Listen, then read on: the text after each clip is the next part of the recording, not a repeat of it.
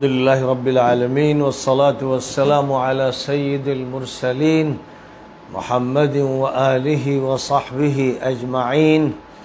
ولا عدوان إلا على الظالمين والعاقبة للمتقين أما بعد. برادران اسلام سے آج کی اس مجلس میں درس قرآن سے پہلے یہ افسوسناک خبر بتانی ہے جو ان کے کانوں میں پہلے بھی پڑ چکی ہوگی، لیکن ابھی تازہ کل کے سہارا اخبار میں اس خبر کو جس طرح ذکر کیا گیا ہے، میں چاہتا ہوں کہ وہ دیکھ بھی لی جائے. میں نے اس کی کٹنگ نوٹ کر لی ہے. گزشتہ کل کے سہارا اخبار میں یہ خبر شائع ہوئی ہے. میں تو نیٹ پر دیکھتا رہتا ہوں، اور جو عربی چینل ہیں، یوٹیوبز ہیں، ان میں جو کچھ بھی آتا رہتا ہے اس سے واقف رہتا ہوں، اور جس وقت بھی کوئی واقعہ پیش آتا ہے وہ نگاہوں کے سامنے گزر جاتا ہے اور کان اسے سن لیتے ہیں. لیکن جو ہمارے اردو خواں حضرات ہیں وہ تو اس وقت واقف ہوتے ہیں جب اردو اخبارات میں کسی بات کا تذکرہ ہوتا ہے. اور عام طور پر اردو اخبارات جس طرح یہاں حکومت کے ہاتھوں بکے ہوئے ہیں، ویسے ہی عالمی حکومتوں سے بھی ان کی سودے بازیاں ہوتی ہیں. اور خاص طور پر جہاں تک تعلق ہے سعودی حکومت کا، اس نے اخبارات کے ایڈیٹروں کو خرید رکھا ہے اور متعدد اخبارات کے ساتھ اس کے رابطے رہتے ہیں کہ اس کی اچھی خبریں دی جائیں اور جو اس کے جرائم ہیں ان پر پردہ ڈال دیا جائے. یہ عمل ہوتا رہتا ہے. اس لیے ہمارا وہ بڑا طبقہ ہندوستان پاکستان کا کہ جو اردو اخبارات پڑھتا ہے وہ ان حالات سے اور خبروں سے زیادہ تر واقف نہیں ہوتا ہے. میں تو یہ بتاتا رہتا ہوں کہ جہاں تک سعودی حکومت کا تعلق ہے اس میں اور اسرائیلی حکومت میں کوئی فرق نہیں ہے. یہ دونوں امریکہ کے جڑواں بچے ہیں اور ان دونوں کو امریکہ کی طرف سے دودھ پلایا جاتا ہے اور ان کے تحفظ کی ذمہ داری امریکہ کے اوپر ہے. اور جو خفیہ تعلقات سعودی حکومت کے قیام کے دن سے اسرائیلیوں کے ساتھ اور صہیونیوں کے ساتھ تھے، اب ان کا بھانڈا بھی پھوٹ گیا ہے. اب چادریں بھی ہٹ گئی ہیں اور حقائق لوگوں کی نگاہوں کے سامنے آ گئے ہیں. اب یہ کھل کر سب کو دکھ رہا ہے کہ اسرائیل کے ساتھ گہرے تعلقات سعودی حکومت کے قائم ہو چکے ہیں، اور اب اسرائیلی جہاد سعودی فضا سے گزر رہے ہیں اور ان کو پوری آزادی حاصل ہے جو پہلے سے حاصل تھی. لیکن اب وہ سب کو بھی دکھ رہی ہے، مشاہدے میں آ رہی ہے کہ وہ کسی بھی شہر میں اتر سکتے ہیں اور اپنے مسافروں کو لا سکتے ہیں. اور ظاہر ہے کہ ان کے مسافروں کے علاوہ جو عملہ جہاز کا ہوتا ہے وہ بڑا ہی متعصب خطرناک صہیونی عملہ ہوتا ہے، تو اس کو پوری آزادی دے دی گئی ہے. یعنی اب مسئلہ اس مرحلے کو پہنچ گیا ہے کہ اب نہ شرم باقی ہے نہ حیا باقی ہے. حمیت تو زمانہ ہوا نکل چکی تھی، لیکن اب شرم و حیا کی رمق بھی باقی نہیں رہ گئی ہے. تو اسی سلسلے کی جو کڑیاں ہیں، یعنی ایک دہشت گرد حکومت ہے اور دہشت گرد حکومت کی غنڈہ گردیاں ہیں.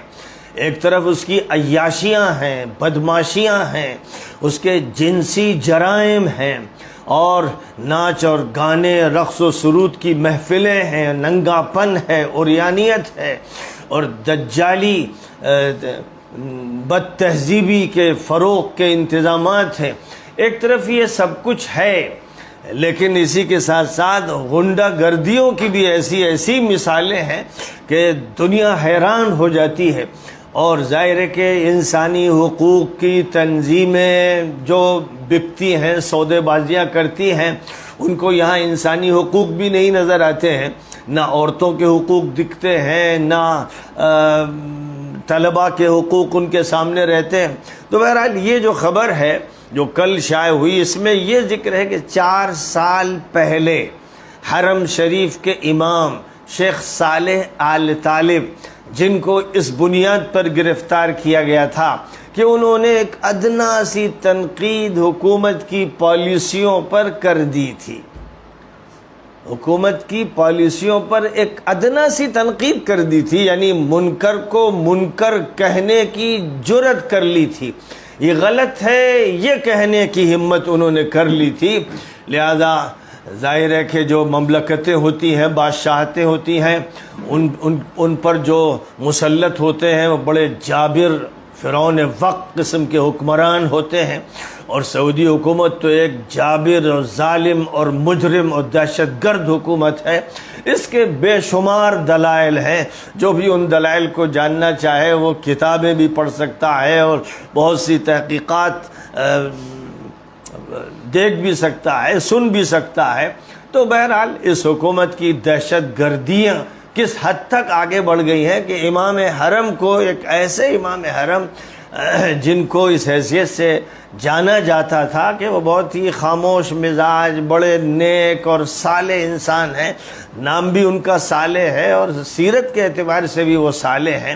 اور تنقید کے لیے وہ زبان بھی نہیں کھولتے تھے، لیکن کسی وقت جب آدمی دیکھتا ہے کہ پانی سر سے اونچا ہو گیا اور اب حالات بالکل بے قابو ہو رہے ہیں، اگر ابھی بھی ہم نے منکر پر نکیر نہیں کی تو خدا کی سخت پکڑ ہوگی اور خدا کا عذاب نازل ہوگا، اس احساس سے شیخ صالح آل طالب نے کچھ تنقید کر دی تھی اور اس کے بعد ان کو گرفتار کر لیا گیا۔ 4 سال تک وہ جیل میں رہے، اور اب اس کے بعد بجائے اس کے کہ ان کی رہائی ہوتی، ان کا جرم صرف یہ کہ انہوں نے تنقید کی، وہ بھی تھوڑی سی تنقید، چند جملے شاید بولے ہوں گے، جو منکر ہے، یعنی شریعت میں جو چیز غلط ہے، قرآن میں جو چیز غلط بتائی گئی ہے، اس کے بارے میں انہوں نے یہ کہہ دیا کہ یہ غلط ہو رہا ہے۔ اتنا کہہ دینا اتنا بڑا جرم تھا کہ 4 سال سے تو وہ جیل میں تھے، اور اب سعودی میڈیا کے مطابق ان کو ایک مقامی عدالت نے 10 سال قید کی سزا سنا دی ہے۔ 4 سال کی سزا وہ کاٹ چکے، 2018 میں ان کی گرفتاری ہوئی تھی، اب 2022 چل رہا ہے، اور اس 2022 میں یہ ایک چھوٹی عدالت نے، ایک مجرم عدالت نے، ایک کمینہ عدالت نے، جو فرعون وقت کے ماتحت ہے اور جو یہ دیکھتی ہے کہ فرعون وقت کیا چاہتا ہے، اب یہ فیصلہ کیا کہ 10 سال تک وہ جیل کاٹتے رہیں گے۔ مجھے اصل جو حیرت ہوتی ہے کہ وہ عالم اسلام کے علماء اور ہندوستان اور پاکستان کے علماء، بڑے بڑے مشائخ اور بزرگ جو بڑے بڑے دارالعلوم چلا رہے ہیں اور ان کے ناظم ہیں، ان کی زبانوں کو کس نے سی دیا ہے؟ کیا وہ امام حرم کے حق میں بھی نہیں بول سکتے؟ کیا وہ یہ نہیں کہہ سکتے کہ جو غلط کو غلط کہہ رہا ہے اس کو گرفتار کیوں کیا گیا؟ میں نے کئی مرتبہ کہا کہ ہم لوگ تعریف کرتے ہیں کہ مولانا ارشد مدنی کوشش کرتے ہیں کہ ہندوستان میں جو نوجوان گرفتار کر لیے گئے ان کی رہائی، ان کی بازیافت کی کوشش فرماتے ہیں، اور متعدد ایسے نوجوان ہیں جن کو رہا بھی کیا گیا کوششوں کے نتیجے میں، لیکن بڑے بڑے جلیل القدر علماء جو سعودیوں کی مجرم حکومت کی وجہ سے جیل میں ڈالے گئے، ان کے متعلق زبان کیوں نہیں کھلتی؟ ان کے متعلق حق پرست کہاں مر جاتے ہیں؟ انہیں شرم کیوں نہیں آتی؟ رہ گئے وہ سلفی مجرم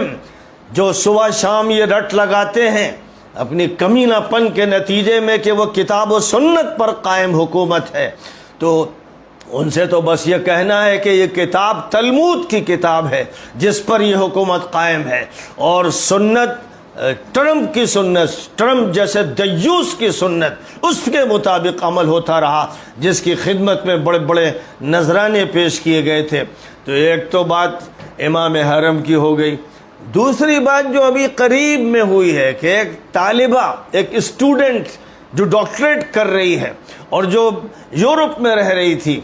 وہ اپنے ملک واپس آئی، تو چونکہ اس نے اپوزیشن کے لیڈروں میں سے کسی لیڈر کے سلسلے میں ایک ٹویٹ کر دیا تھا، یعنی اس کی تائید کر دی تھی۔ ایک جملہ تائید کا اپوزیشن لیڈروں کے سلسلے میں بطور حوالہ اس نے لکھ دیا تھا، تو اس کا نتیجہ یہ ہوا کہ جب وہ اپنے گھر واپس آئی چھٹیوں میں تو اسے گرفتار کیا گیا،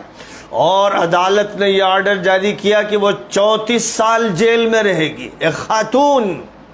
ایک ایکٹیوسٹ خاتون 34 سال جیل میں رہے گی، کیونکہ اس نے خود جملہ کہا نہیں بلکہ کسی کے جملے کی تائید کر دی یا اس کو صرف نقل کر دیا، جو سعودی حکومت کی جابرانہ پالیسیوں پر تنقید کے سلسلے کا ایک جملہ تھا۔ یہ آرڈر آیا کہ 34 سال وہ جیل میں رہے گی، اور 34 سال کے بعد جب جیل سے نکلے گی تو 34 سال اس پر سفری پابندیاں ہوں گی۔ ذرا بتائیے کہ کوئی مجنون اور پاگل ہو، دیوانہ اور سنکی، جس کا دماغ خراب ہو چکا ہو، وہی تو یہ فیصلہ کر سکتا ہے۔ کوئی دہشت گرد حکومت جو بے کمینہ بھی ہو، جو نہایت ذلیل بھی ہو، وہی حکومت اس طرح کی بات کر سکتی ہے۔ لیکن یہ سب کچھ کرنے کے بعد وہ کتاب و سنت پر قائم ہے۔ اس میں خبر جہاں امام حرم کی ہے، وہیں اس خاتون ایکٹیوسٹ کی بھی خبر ہے کہ اس کو 34 سال جیل کی سزا اس لیے دی گئی ہے کہ اس نے تنقید نقل کر دی، تنقید خود کی بھی نہیں۔